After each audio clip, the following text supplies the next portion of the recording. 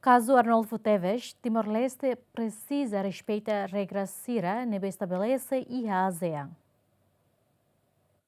Deputado Duarte Nunes atou questão nele ligado ao caso fugitivo Arnolfo Teves, neve essa polêmica em Timor-Leste, mas que o governo deporta ona banha nação origem Filipinas, ori hatamba justiça relaciona ao crime neve nia comete. O grupo ida ASEAN né, ita tem que respeito regras neve que tal pau comum ita tem que hakuro.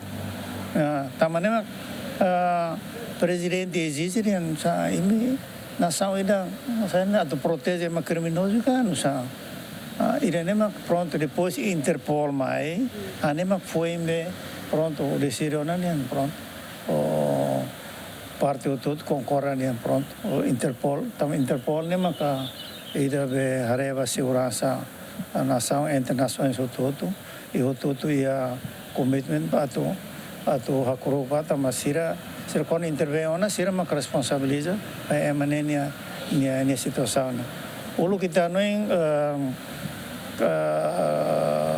ita como a constituição nia ita lá pena morte kari kita usik é manema que tava para o kari ida ne preocupação ita outro nia média ma outro comentário.